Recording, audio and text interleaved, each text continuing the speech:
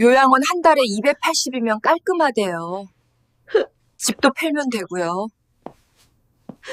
엄마 언제까지 우리 집에 계실 건데요? 며느리가 던진 이 한마디가 제 인생의 마지막 자존심마저 무너뜨렸습니다. 25년간 구청 민원실에서 하루에도 수십 명의 고함과 욕설을 견뎌냈던 제가 정작 제 집안에선 가장 조용히 숨죽이며 살아야 하는 신세가 됐습니다. 이런 상황이 벌어진 데에는 아주 충격적인 이유가 있었습니다. 여러분 지금 어디 사시는 몇 살이신지, 뭘 하면서 이 이야기를 듣고 계신지 댓글로 한번 남겨주세요. 여러분의 이야기가 궁금합니다. 저는 윤정의 올해 71입니다. 구청 민원실에서 25년을 근무했습니다. 민원실이라는 곳이 어떤 곳인지 아시나요? 하루에도 수십 명이 찾아와서 소리를 지르고 책상을 치고 때론 욕설까지 퍼붓는 곳입니다. 이게 무슨 서비스야? 세금 내는 국민한테 이따위로 대하냐고. 당장 담당자 불러와. 책임자 나와. 그런 말들을 매일같이 들으면서도 저는 늘 같은 표정으로 같은 목소리로 대답했습니다. 고객님, 진정하시고 차근차근 말씀해 주시면 최선을 다해 도와드리겠습니다. 규칙을 지키는 것, 질서 있게 일을 처리하는 것. 그게 제 일이었고 제 자존심이었습니다. 속으로 생각했습니다. 나는 평생 이렇게 살아왔다. 규칙을 지키고 원칙대로 살아왔다.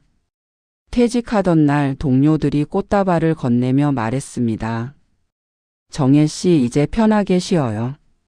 고생 많으셨어요. 저는 웃으며 고맙다고 인사했지만 솔직히 마음 한편이 텅 빈 것 같았습니다. 25년간 매일 출근하던 곳이 사라진다는 게 이렇게 허전한 일인지 몰랐습니다. 그래도 괜찮다고 이제 제 시간을 가지면 된다고 스스로를 다독였습니다.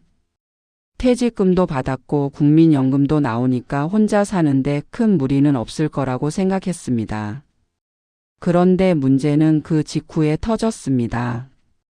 퇴직하고 한 달쯤 지났을 때였습니다. 집 근처 슈퍼에 장을 보러 갔다가 계단에서 발을 헛디뎠습니다. 으악! 순간 몸이 앞으로 쏠리면서 그대로 굴러떨어졌습니다. 정신을 차렸을 때는 병원 응급실이었습니다. 의사 선생님이 엑스레이 사진을 보여주며 말했습니다. 고관절에 금이 갔습니다. 수술까지는 필요 없지만 최소 2달은 절대 안정이 필요해요. 혼자 사시기 어려우실 텐데 가족분이 계시나요? 그 말을 듣는 순간 가슴이 철렁 내려앉았습니다. 속으로 생각했습니다. 혼자 살 수 없다니. 그럼 나는 어떻게 해야 하지? 병원에서 연락을 받고 달려온 건 장남 현도였습니다. 엄마 괜찮으세요? 많이 놀라셨죠? 현도는 걱정스러운 표정으로 제 손을 잡았습니다. 저는 괜찮다고 금방 나을 거라고 말했지만 현도의 표정은 어두웠습니다. 엄마 혼자 계시면 안 되겠어요. 우리 집으로 오세요. 회복될 때까지만이라도요. 저는 고개를 저었습니다. 아니다, 괜찮아. 집에서 조심하면 돼. 하지만 현도는 단호했습니다. 엄마, 만에 하나 또 넘어지시면 어떡해요? 제발 고집 부리지 마시고 우리 집으로 오세요. 결국 저는 장남 집으로 가게 됐습니다. 짐을 싸면서도 마음 한편이 불편했습니다. 속으로 생각했습니다. 2달만 있다 나오면 돼. 빨리 회복해서 다시 내 집으로 돌아가야지. 현도네 집은 30평대 아파트였습니다. 현도 부부와 초등학생 손주 둘이 사는 집에 제가 들어가니 확실히 좁았습니다. 며느리 미경이는 웃으며 맞아줬습니다. 어머님 어서 오세요. 편하게 계세요. 하지만 그 웃음 뒤에 어떤 감정이 숨어 있는지는 저도 알 수 있었습니다. 속으로 생각했습니다. 미안하다. 폐를 끼치는 게 이렇게 마음 아픈 일인지 몰랐다. 처음 며칠은 괜찮았습니다. 현도는 출근 전에 제 방에 들러 안부를 물었고 미경이는 식사를 챙겨줬습니다. 하지만 시간이 지날수록 분위기가 달라졌습니다. 아침에 일어나도 조용히 일어나야 했고 화장실을 가도 소리 나지 않게 조심해야 했습니다. 거실에 나가고 싶어도 며느리 눈치를 봐야 했고 배가 고파도 냉장고를 함부로 열 수 없었습니다.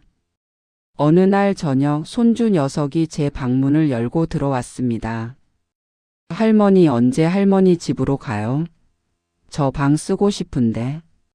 그 순간 가슴이 무너지는 것 같았습니다. 아이는 순수하게 물었을 뿐이지만 그 말이 제겐 비수처럼 꽂혔습니다. 속으로 생각했습니다. 나는 여기서도 환영받지 못하는구나. 그날 밤 저는 딸 유진에게 전화를 걸었습니다. 유진아 엄마야. 엄마 무슨 일이세요? 오빠네 집에서 불편한 거 있어요?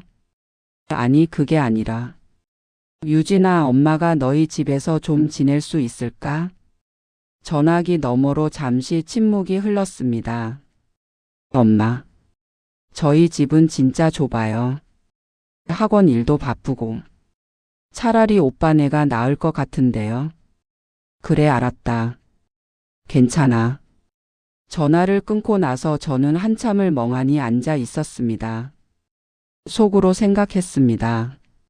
자식들한테도 나는 짐이구나. 부담이구나. 민원실에서 일할 때 제게 찾아온 어르신들이 종종 하소연을 했습니다. 나 혼자 살기 힘든데 자식들은 다들 바쁘다고만 하네요. 그때 저는 그저 서류를 처리해드리며 위로의 말만 건넸습니다. 그런데 이제 그 어르신들의 마음이 조금 이해가 됐습니다. 자식이 있어도 의지할 곳이 없다는 게 이렇게 외로운 일인지 몰랐습니다. 장남 집에서 지낸 지 2달째 되던 날이었습니다. 저는 여전히 다리가 완전히 회복되지 않아서 지팡이에 의지해 겨우 걸어 다니는 상태였습니다. 아침에 일어나면 제일 먼저 하는 일이 며느리 눈치를 살피는 것이었습니다. 미경이가 부엌에서 아침 준비를 하는 소리가 들리면 저는 조용히 이불을 깨고 방문을 살며시 열었습니다. 어머님 주무셨어요? 응, 잘 잤다. 세수하시고 나오세요. 아침 차려놨어요. 미경이는 여전히 웃으며 말했지만 그 웃음이 예전 같지 않다는 걸 저는 알 수 있었습니다. 속으로 생각했습니다.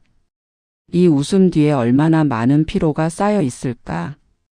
방문을 닫고 침대에 앉아 있는데 거실에서 미경이와 현도가 대화하는 소리가 들렸습니다.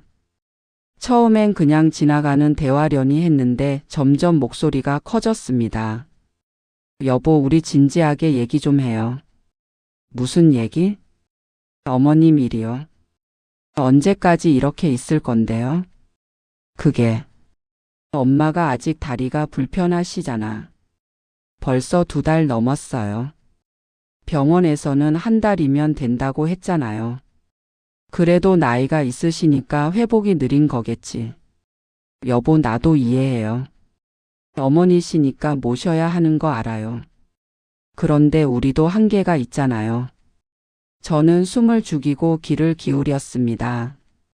속으로 생각했습니다. 내가 이렇게까지 해서 남의 대화를 엿들어야 하나. 하지만 멈출 수 없었습니다. 제 인생이 저 대화 속에서 결정되고 있다는 걸 알았기 때문입니다. 그럼 어떻게 하자는 거야? 요양원 알아봐요. 요즘은 시설도 좋고 관리도 잘해준대요. 요양원은 좀. 여보, 내가 며칠 전에 알아봤어요. 한 달에 280만 원이면 괜찮은데 들어갈 수 있대요. 280만 원. 그 숫자가 제 머릿속에서 맴돌았습니다. 속으로 생각했습니다. 나는 한 달에 280만 원짜리 짐이 됐구나. 280이면 좀 부담되는데. 그러니까요. 그래서 말인데 어머님 집 팔면 되잖아요. 엄마 집을? 네. 어차피 혼자 사시기 힘드실 거고 집 팔면 요양원비 몇 년은 나올 거예요. 그게 서로한테 나을 것 같아요. 순간 가슴이 철렁 내려앉았습니다. 제 집. 평생 모아서 마련한 제 집. 퇴직하고 나서 유일하게 제 이름으로 된 공간. 그 집을 팔아서 요양원비로 쓰라는 겁니까? 속으로 생각했습니다. 내 집마저 없어지면 나는 정말 아무것도 없는 사람이 되는 거 아닌가. 그건 좀 엄마한테 먼저 여쭤봐야 하지 않을까? 당연히 여쭤봐야죠. 근데 여보 어차피 어머님도 혼자 못 사시잖아요. 집 있어봤자 뭐해요. 그래도 여보 우리도 애들 키우고 살기 바빠요. 솔직히 말해서 어머님 모시는 거 나 혼자 다 하잖아요. 당신은 출근하면 끝이지만 나는 하루 종일 신경 써야 해요. 미경이의 목소리가 점점 높아졌습니다. 빨래도 따로 해야 하고 식사도 따로 챙겨야 하고 밤에 화장실 가시는 소리에 잠도 설치고 나도 사람이에요. 한계가 있다고요. 현도는 한참 동안 아무 말도 하지 않았습니다. 그리고는 한숨을 크게 쉬는 소리가 들렸습니다. 알았어. 내가 엄마한테 조심스럽게 얘기해 볼게. 꼭이요. 이러다가 우리까지 무너져요. 대화가 끝나고 조용해졌습니다. 저는 침대에 그대로 앉아서 눈물을 흘렸습니다. 속으로 생각했습니다. 나는 가족한테도 무너뜨리는 존재가 됐구나. 민원실에서 일할 때 저는 수없이 많은 노인분들을 만났습니다. 복지 혜택을 신청하러 오시는 분들, 요양원 상담을 받으러 오시는 분들. 그분들은 늘 조심스럽게 말씀하셨습니다. 자식들한테 짐 되기 싫어서요.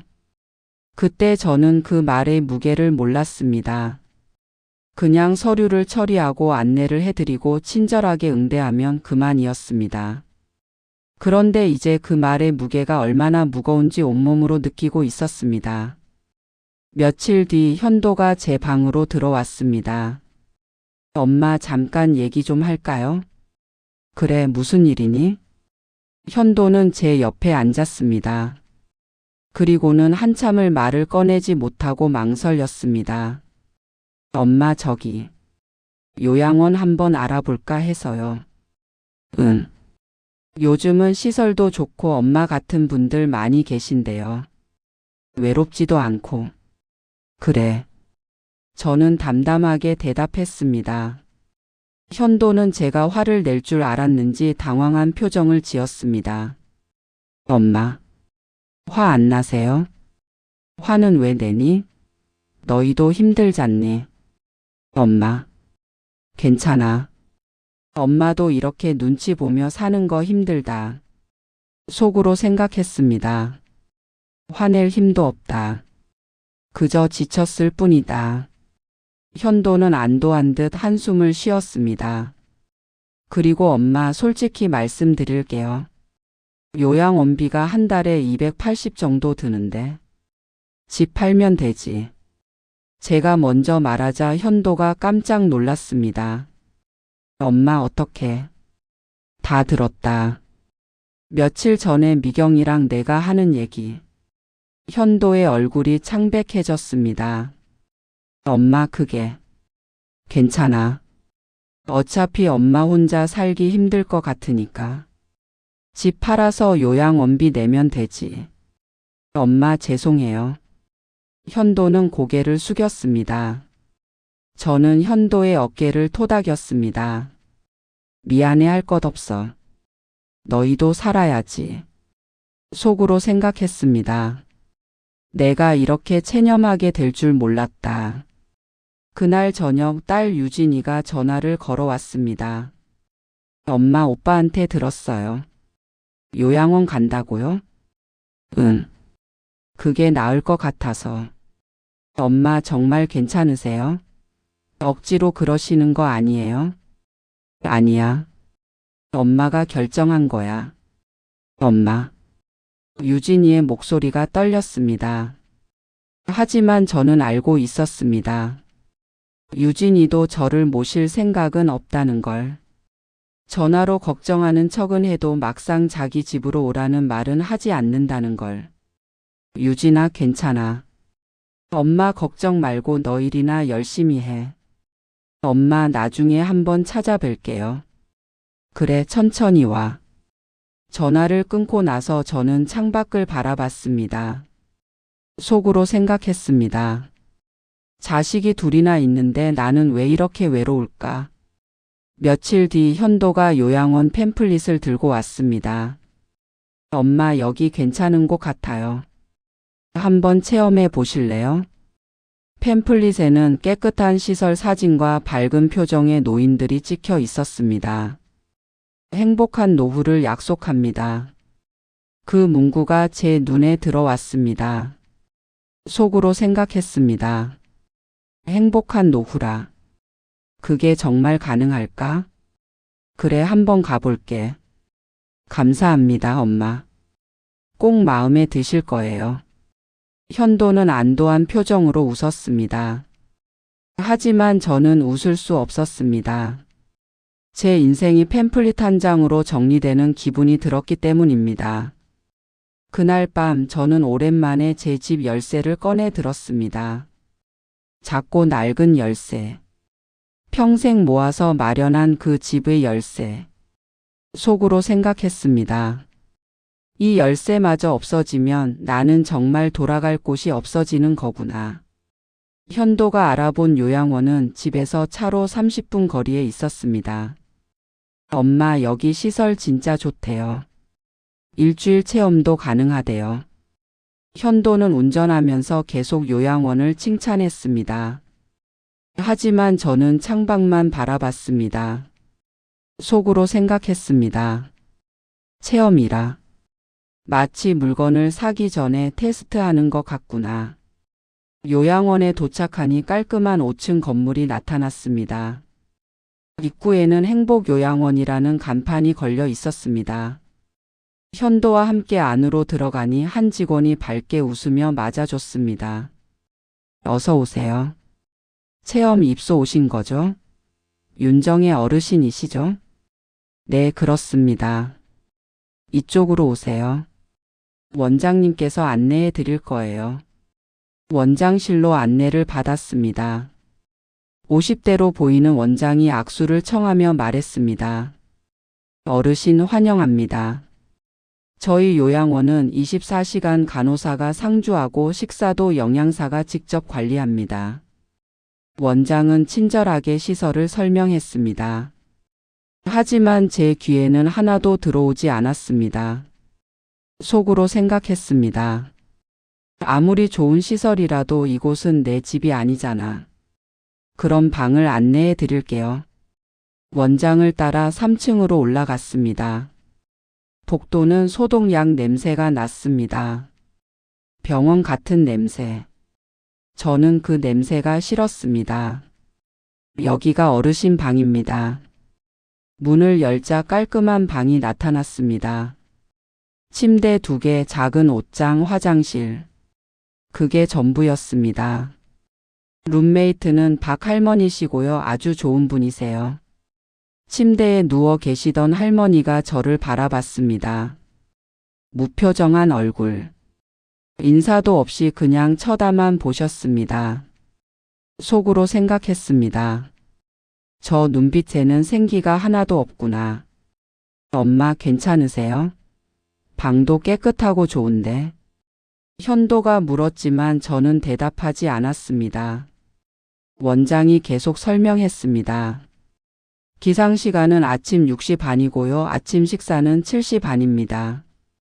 낮에는 프로그램이 있고 저녁 9시에는 소등입니다. 기상시간, 식사시간, 소등시간. 모든 게 정해져 있었습니다. 속으로 생각했습니다. 나는 평생 민원실 규칙을 지키며 살았는데 이제는 요양원 규칙을 지키며 살아야 하나. 그럼 일주일 잘 지내시고 불편한 거 있으면 언제든 말씀하세요. 원장이 나가고 현도도 곧 떠났습니다. 엄마, 일주일 후에 다시 올게요. 불편한 거 있으면 전화하세요. 그래 가거라. 현도가 나가자 방 안이 조용해졌습니다. 룸메이트 박할머니는 여전히 침대에 누워서 천장만 바라보고 계셨습니다. 저는 조심스럽게 말을 걸었습니다. 안녕하세요. 저는 윤정혜라고 합니다. 대답이 없었습니다. 속으로 생각했습니다. 말을 걸지 말라는 건가? 저는 제 침대에 앉아 짐을 정리했습니다. 옷 몇 벌, 세면도구, 그게 전부였습니다. 평생 모은 물건들은 다 집에 두고 이것만 가지고 왔습니다. 저녁 식사 시간이 됐습니다. 복도에서 종이 울렸습니다. 식사 시간입니다. 식당으로 이동해 주세요. 1층 식당으로 내려가니 노인분들이 줄지어 앉아 계셨습니다. 모두 조용히 앉아서 음식이 나오기를 기다리고 계셨습니다. 저도 빈자리에 앉았습니다. 직원들이 쟁반에 음식을 담아 나눠줬습니다.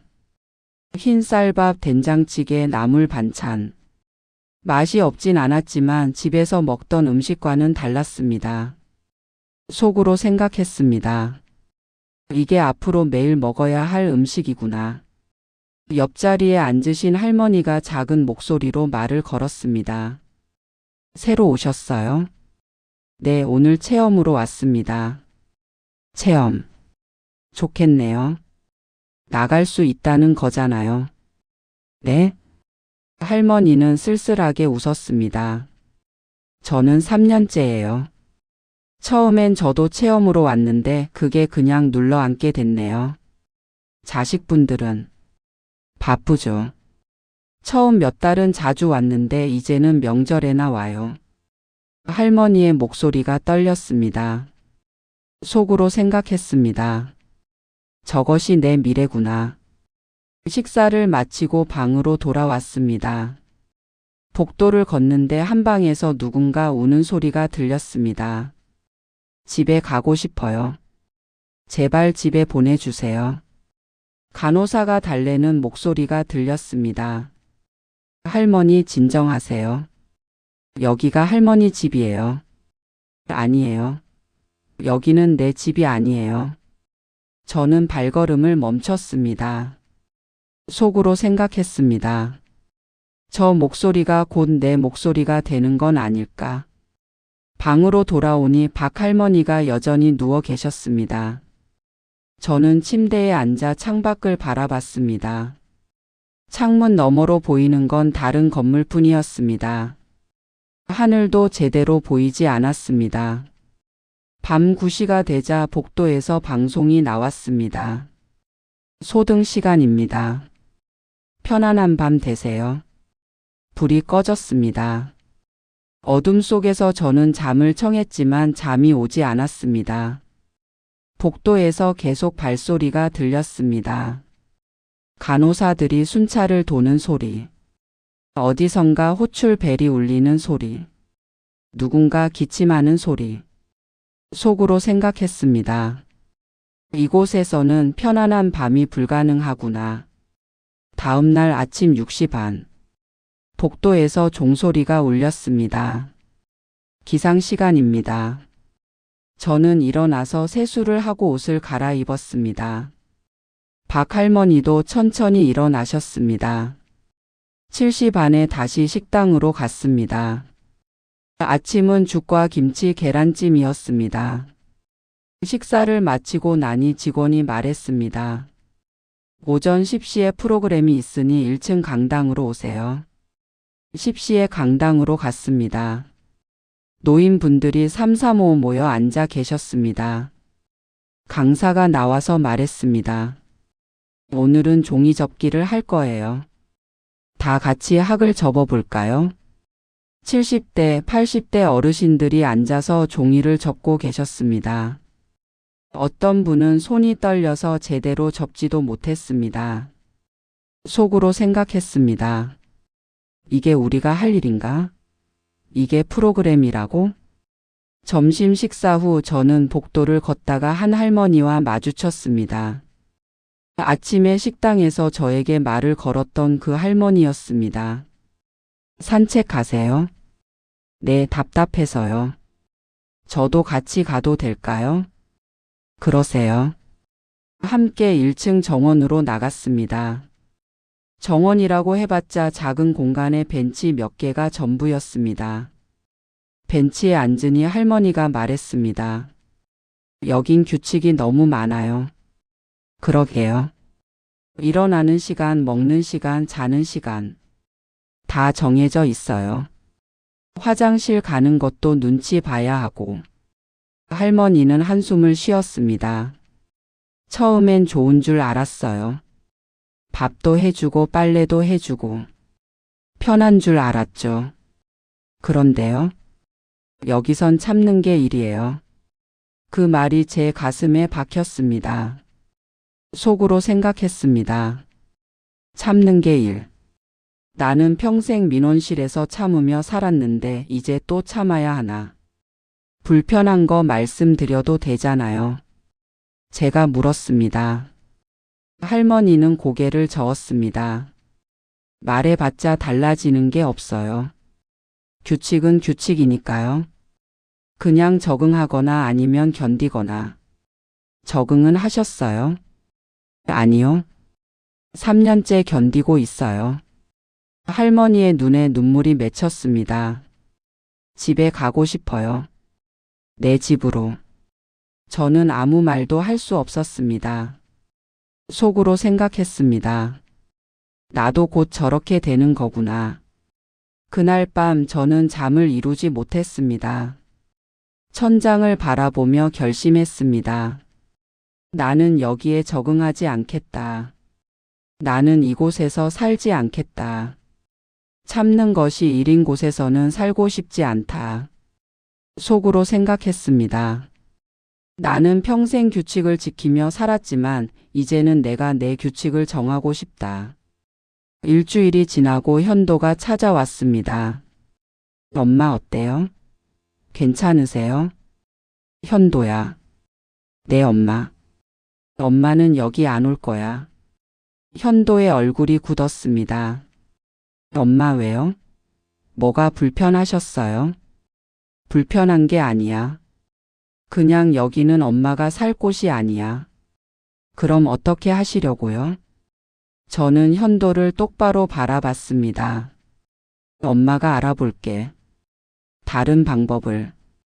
요양원에서 나온 다음 날 저는 집 근처 동주민센터로 향했습니다. 현도에게는 아무 말도 하지 않았습니다. 속으로 생각했습니다. 이번엔 내가 직접 알아봐야겠다. 자식들한테 의지하지 말고. 주민센터에 들어서니 익숙한 냄새가 났습니다. 서류 냄새, 복사기 돌아가는 소리. 25년간 일했던 구청 민원실과 똑같았습니다. 안내 데스크에 앉은 젊은 직원에게 물었습니다. 저기요, 주거복지 상담 받을 수 있나요? 네, 2층 복지과로 가시면 됩니다. 2층으로 올라가니 주거복지 담당이라고 써진 자리가 보였습니다.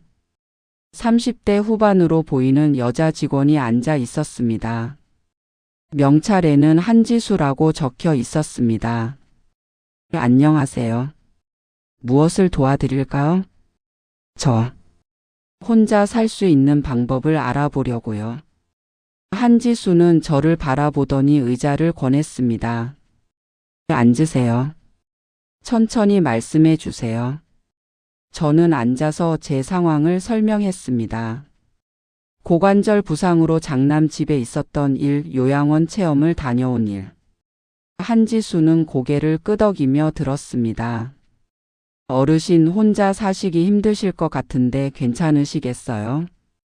힘들어도 혼자 살고 싶어요. 눈치 보며 사는 것보단 낫죠. 속으로 생각했습니다. 이 사람은 이해해 줄까? 아니면 다른 사람들처럼 요양원을 권할까? 한지수는 잠시 생각하더니 말했습니다. 어르신 시설 말고 혼자 사는 선택지도 있어요. 정말요? 네. 공공임대주택이라고 들어보셨어요? 들어는 봤는데. 국가에서 운영하는 임대주택인데요. 소득이 일정 기준 이하면 저렴하게 입주할 수 있어요. 한지수는 컴퓨터를 켜고 자료를 보여줬습니다. 어르신 같은 경우는 영구임대주택 신청이 가능할 것 같아요. 월 임대료가 10만 원대예요. 10만 원. 요양원비 280만 원과는 비교도 안 되는 금액이었습니다. 속으로 생각했습니다. 정말 이런 방법이 있었구나.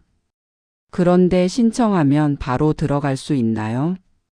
그건 아니고요. 대기 시간이 있어요. 보통 6개월에서 1년 정도요. 1년. 네, 하지만 어르신은 만 65세 이상이고 소득이 낮으시니까 우선순위가 높을 거예요. 한지수는 서류를 꺼내 보여줬습니다. 일단 신청서 작성하시고 필요한 서류 준비하시면 돼요. 저는 서류를 바라봤습니다. 입주 신청서, 소득증명, 가족관계증명서. 평생 남의 서류를 처리하던 제가 이제는 제 서류를 작성하는 겁니다. 속으로 생각했습니다. 이게 진짜 내 선택이구나. 자식들이 아니라 내가 결정하는 거야. 지금 작성하셔도 돼요. 한지수가 펜을 건넸습니다. 저는 펜을 들고 신청서를 작성하기 시작했습니다. 이름, 주민등록번호, 주소. 손이 떨렸습니다. 평생 민원실에서 수백 장의 서류를 처리했지만 제 인생을 바꾸는 서류를 쓰는 건 처음이었습니다. 신청 사유란에 도달했습니다. 뭐라고 써야 할까요? 자식에게 짐이 되기 싫어서? 요양원에서 살고 싶지 않아서? 저는 잠시 멈췄다가 간단하게 적었습니다. 혼자 살고 싶습니다. 속으로 생각했습니다. 이게 내 진짜 마음이니까. 서류를 다 작성하고 한지수에게 건넸습니다. 한지수는 서류를 확인하더니 말했습니다. 잘 작성하셨어요. 추가 서류 준비되는 대로 제출하시면 돼요. 감사합니다. 어르신, 한 가지만 여쭤봐도 될까요? 네. 가족분들은 이 사실 아세요? 저는 고개를 저었습니다. 아직은요. 나중에 말하려고요. 그러시구나. 어르신 혼자 사시는 게 쉽지 않으실 텐데 괜찮으시겠어요? 괜찮아요. 한지수는 따뜻하게 웃었습니다. 응원할게요, 어르신. 주민센터를 나오는데 가슴이 뛰었습니다. 속으로 생각했습니다. 이게 희망이라는 감정인가? 집으로 돌아와서 추가 서류를 준비했습니다. 통장 사본, 소득증명, 가족관계증명서. 하나하나 챙기면서 제가 정말 이 일을 해내고 있다는 게 신기했습니다. 며칠 뒤 다시 주민센터에 갔습니다. 한지수에게 서류를 제출했습니다. 어르신, 서류 다 준비하셨네요. 제가 접수해 드릴게요. 얼마나 기다려야 할까요? 6개월에서 1년 정도 예상되는데 어르신 조건이 좋으셔서 빠를 수도 있어요. 알겠습니다. 그동안은 어디 계실 건가요? 제 집에 있을 거예요. 다리도 많이 나았고요. 한지수는 고개를 끄덕였습니다. 그럼 연락 오면 바로 전화 드릴게요. 주민센터를 나오는데 누군가 저를 불렀습니다. 윤 선생님? 돌아보니 낯익은 얼굴이었습니다. 구청 민원실에서 함께 일했던 후배 은주였습니다. 은주야, 여기는 웬일이니? 전 여기 복지과로 발령받았어요.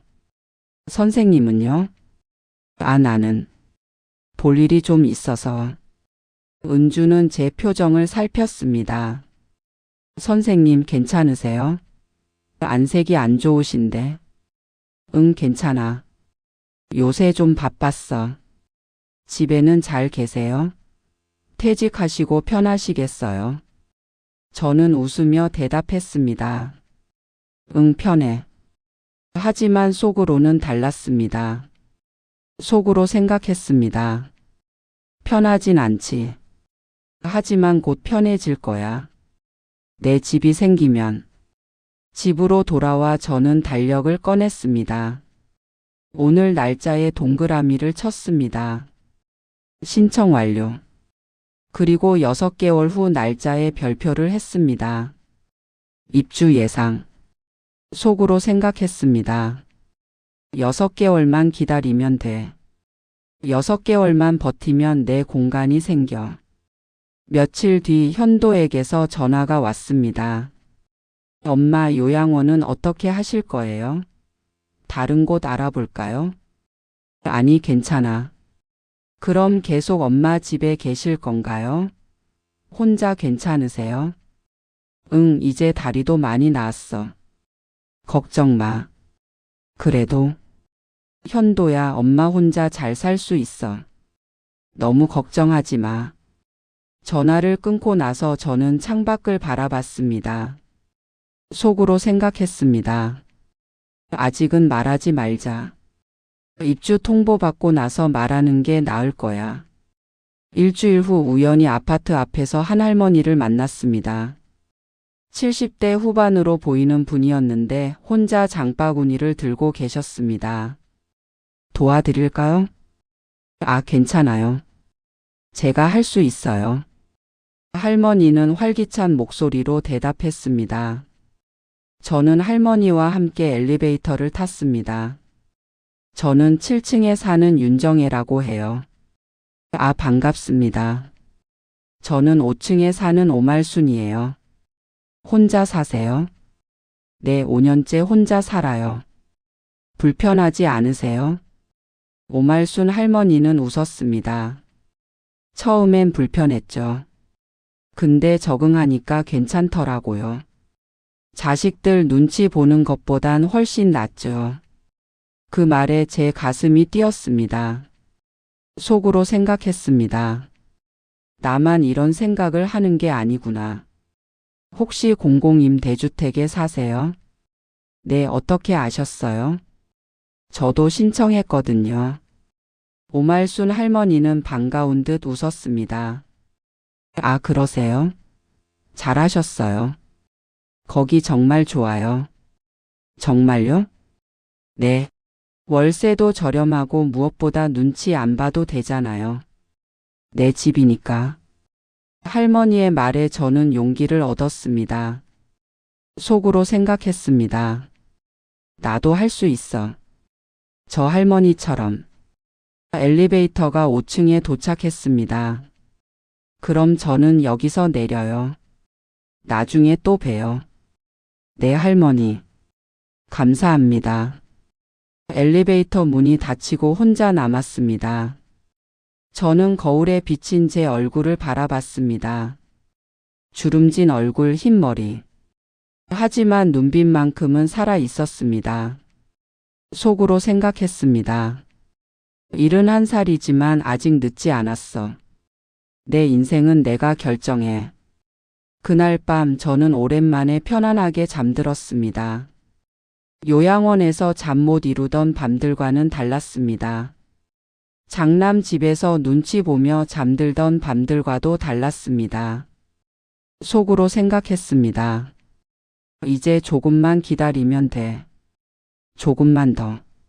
며칠 뒤 한지수에게서 전화가 왔습니다. 어르신, 저 한지수예요. 네, 무슨 일이세요? 좋은 소식이에요. 어르신 신청건이 우선순위로 올라갔어요. 정말요? 네. 빠르면 3개월 안에 입주 가능할 것 같아요. 3개월. 생각보다 훨씬 빨랐습니다. 감사합니다. 정말 감사합니다. 천만에요, 어르신. 연락 오면 바로 전화 드릴게요. 전화를 끊고 나서 저는 한참을 그 자리에 서 있었습니다. 눈물이 났습니다. 기쁨의 눈물이었습니다. 속으로 생각했습니다. 드디어 내 인생이 시작되는구나. 평생 남의 민원을 처리하던 손으로 제 인생 서류를 작성했습니다.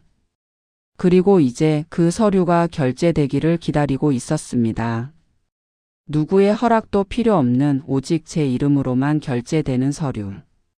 그것이 바로 제 새로운 인생이었습니다. 한지수에게서 전화가 온 건 신청한 지 딱 3개월 만이었습니다. 어르신 입주 통보 나왔어요. 정말요? 네. 다음 주 화요일에 주민센터로 오셔서 계약하시면 돼요. 전화를 끊고 나서 저는 한참을 멍하니 앉아 있었습니다. 속으로 생각했습니다. 드디어 내 집이 생기는구나. 그날 저녁 저는 현도와 유진을 불렀습니다. 엄마 무슨 일이세요? 갑자기 오라고 하시고. 현도가 먼저 도착했고 유진은 조금 늦게 왔습니다. 둘이 다 모이자 저는 차를 내왔습니다. 엄마 뭔가 중요한 얘기 있으세요? 유진이 물었습니다. 그래, 너희한테 할 말이 있어서. 저는 가방에서 서류를 꺼냈습니다. 공공임대주택 입주 계약서. 엄마 이게 뭐예요? 현도가 서류를 받아 들었습니다. 임대주택. 엄마 이거 언제 신청하셨어요? 3달 전쯤. 왜 말씀 안 하셨어요? 말해봤자 반대할 거잖니. 현도와 유진은 서로 얼굴을 마주 봤습니다. 엄마 혼자 사시겠다고요? 괜찮으세요? 유진이 걱정스럽게 물었습니다. 괜찮아. 엄마 다리도 이제 많이 나았고. 그래도 만에 하나 또 넘어지시면 어떡해요? 그건 어디서든 마찬가지잖니. 너희 집에 있어도 요양원에 가도. 현도는 서류를 내려놓으며 한숨을 쉬었습니다. 엄마 솔직히 말씀드릴게요. 저희가 잘못했어요. 엄마를 요양원 보내려고 한 게. 아니야. 너희 잘못이 아니야. 아니에요. 엄마 마음도 안 물어보고 저희끼리 결정하려고 했잖아요. 현도의 목소리가 떨렸습니다. 속으로 생각했습니다. 이 아이도 힘들었구나. 효도하고 싶었는데 방법을 몰랐던 거야. 현도야, 유진아. 엄마 말 좀 들어봐. 저는 두 자식을 바라봤습니다. 엄마는 너희가 나쁘다고 생각 안 해. 너희도 각자 살기 바쁘잖니. 엄마. 그런데 엄마도 이제 내 인생을 살고 싶어. 눈치 보지 않고. 유진이 눈물을 글썽였습니다. 엄마 저희가 부족해서. 아니야. 너희는 잘했어. 엄마를 생각해줬잖니. 근데 엄마는 이제 혼자 살고 싶어. 현도가 물었습니다. 그럼 집은요? 엄마 집은 어떻게 하실 건데요? 팔지 않을 거야. 네? 너희가 요양원비로 쓰라고 했던 그 집. 엄마는 안 팔아. 저는 단호하게 말했습니다. 그 집은 엄마가 평생 모아서 마련한 거야. 그걸 팔아서 요양원에 간다. 엄마는 그렇게 살고 싶지 않아. 속으로 생각했습니다. 내가 이렇게 강하게 말할 수 있을 줄 몰랐다. 현도가 조심스럽게 물었습니다. 그럼 임대주택 전세금은요? 엄마 퇴직금이랑 예금으로 충분해. 월세도 10만 원밖에 안 돼. 10만 원이요? 응. 공공임대주택이라서 저렴해. 유진이 놀란 표정으로 물었습니다. 그런 게 있었어요? 엄마 왜 진작 말씀 안 하셨어요? 너희한테 말하면 반대할 것 같아서. 그리고 이건 엄마가 혼자 결정하고 싶었어. 저는 찻잔을 들고 한 모금 마셨습니다. 평생 남의 민원 처리하면서 살았잖니. 이제는 엄마 인생을 엄마가 결정하고 싶어. 현도와 유진은 아무 말도 하지 못했습니다. 속으로 생각했습니다. 놀랐겠지. 엄마가 이렇게 당당할 줄 몰랐을 거야. 현도가 먼저 입을 열었습니다. 엄마 정말 괜찮으세요? 외롭지 않으실까요? 외로움은 혼자 사는 거랑 상관없어. 사람 많은 곳에서도 외로울 수 있고 혼자 있어도 괜찮을 수 있어. 그래도 현도야, 엄마 믿어줘. 엄마가 잘할 수 있어. 유진이 손수건으로 눈물을 닦으며 말했습니다. 엄마 자주 찾아뵐게요. 정말로. 천천히 와. 너희도 바쁘잖니? 아니에요. 진짜 자주 갈게요. 저는 유진의 손을 잡았습니다. 고맙다, 유진아.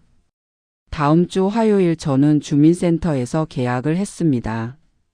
한지수가 축하한다며 웃어줬습니다. 어르신 정말 축하드려요. 다음 주부터 입주 가능하세요. 감사합니다. 정말 감사해요. 천만에요. 어르신이 용기 내신 거예요. 계약서에 도장을 찍는 순간 가슴이 벅찼습니다. 속으로 생각했습니다. 이게 내 선택이야. 아무도 대신해 줄 수 없는 오직 내 것. 이사 날 현도와 유진이 도와주러 왔습니다. 짐이 많지 않았습니다. 옷까지 입을 그릇 몇 개. 평생 모은 물건들은 대부분 원래 집에 두고 왔습니다. 엄마, 이것만 가져가세요. 더 필요한 거 없어요? 응, 이것만 있으면 돼. 새 집은 작았습니다. 방 하나, 거실 겸 부엌, 화장실. 그게 전부였습니다. 하지만 저는 만족했습니다. 속으로 생각했습니다. 작아도 괜찮아. 여기는 내 공간이니까. 짐을 다 정리하고 나니 오후 3시였습니다. 현도와 유진이 걱정스럽게 물었습니다. 엄마 정말 괜찮으세요? 저희 좀 더 있다 갈까요? 아니, 괜찮아. 너희 가봐. 바쁘잖니? 엄마 뭐 필요한 거 있으면 언제든 전화하세요. 그래, 알았어. 현도와 유진이 떠나고 나서 저는 혼자 집 안을 둘러봤습니다. 창문으로 햇살이 들어왔습니다. 밖에는 작은 놀이터가 보였습니다. 속으로 생각했습니다. 여기서 새로운 인생이 시작되는구나. 저녁 무렵 초인종이 울렸습니다. 문을 열어보니 5층에 사는 오말순 할머니였습니다. 어머, 윤 선생님. 여기로 오셨어요? 네, 오늘 이사 왔어요. 그러셨구나. 축하해요. 나중에 천천히 놀러 갈게요. 고맙습니다, 할머니. 오말순 할머니가 떠나고 나서 저는 부엌에 섰습니다. 저녁을 뭘 먹을까 고민하다가 간단하게 라면을 끓였습니다. 혼자 먹는 라면. 하지만 전혀 외롭지 않았습니다. 속으로 생각했습니다. 이게 자유로움이구나. 눈치 보지 않아도 되는 자유. 밤이 됐습니다. 저는 침대에 누워 천장을 바라봤습니다. 요양원에서 잠 못 이루던 밤이 떠올랐습니다. 장남 집에서 눈치 보며 잠들던 밤도 떠올랐습니다. 하지만 오늘 밤은 달랐습니다. 정해진 소등 시간도 없고 호출 벨소리도 없고 며느리 눈치도 볼 필요 없었습니다. 속으로 생각했습니다. 이게 내 시간이야. 오롯이 내 것. 며칠 뒤 저는 아침 일찍 일어나 산책을 나갔습니다. 아파트 단지 안에 작은 공원이 있었습니다. 벤치에 앉아 있는데 한 할머니가 말을 걸었습니다. 새로 오셨어요? 네, 며칠 전에 이사 왔어요. 반가워요. 저는 삼동에 사는 김순자예요. 윤정혜입니다. 혼자 사세요? 네, 나도 혼자 살아요. 8년째. 김순자 할머니는 밝게 웃었습니다. 여기 괜찮죠? 조용하고 사람들도 좋고. 네, 좋은 것 같아요. 나중에 시간 되면 같이 차 한잔해요. 그러죠. 할머니와 헤어지고 공원을 천천히 걸었습니다. 속으로 생각했습니다. 여기도 사람들이 있구나. 나 같은 사람들이. 일주일 후 현도가 찾아왔습니다. 엄마 괜찮으세요? 불편한 거 없어요? 응, 괜찮아. 잘 지내고 있어. 진짜요? 외롭지 않으세요? 전혀. 저는 웃으며 대답했습니다. 현도는 안심한 듯 웃었습니다. 엄마, 제가 잘못 생각했어요. 혼자 사시는 게 엄마한테 더 좋은 것 같아요. 그치? 네. 엄마 표정이 훨씬 밝아지셨어요. 속으로 생각했습니다. 표정만 밝아진 게 아니야. 마음도 가벼워졌어. 어느 날 저녁 저는 창가에 앉아 일기를 썼습니다. 평생 일기를 써본 적이 없었는데 문득 쓰고 싶어졌습니다. 오늘은 공원에서 산책을 했다. 날씨가 좋았다. 저녁은 김치찌개를 끓여 먹었다. 혼자 먹어도 맛있었다. 간단한 일상. 하지만 이 일상이 제게는 소중했습니다. 속으로 생각했습니다. 이게 내가 원하던 삶이야. 밤이 됐습니다. 저는 침대에 누워 하루를 되돌아봤습니다. 71년을 살면서 처음으로 제 의지로 선택한 삶. 누구의 눈치도 보지 않고 누구에게도 결제받지 않는 삶. 작은 집이지만 이곳은 온전히 제 공간이었습니다. 정해진 기상 시간도 없고 통제된 외출도 없었습니다. 며느리 눈치를 볼 필요도 자식들에게 짐이 된다는 죄책감도 없었습니다. 속으로 생각했습니다. 나는 이제 자유로워. 민원실에서 25년을 일하며 저는 수많은 서류를 처리했습니다. 남의 민원을 듣고 남의 문제를 해결하고 남의 인생을 도왔습니다. 하지만 정작 제 인생은 제가 결정하지 못했습니다. 자식들이 정해주는 대로 상황이 흘러가는 대로 살았습니다. 그런데 이제는 달랐습니다. 제 인생의 서류를 제가 작성하고 제가 결제했습니다. 누구의 허락도 필요 없었습니다. 속으로 생각했습니다. 이게 진짜 내 인생이야. 창밖을 보니 달이 떠 있었습니다. 작고 조용한 집. 하지만 이곳에서 저는 처음으로 눈치 없는 하루를 살고 있었습니다. 그리고 내일도 모레도 앞으로도 계속 그럴 겁니다. 71살의 새로운 시작. 늦었지만 결코 늦지 않은 선택. 저는 오늘도 제 인생을 스스로 결제합니다.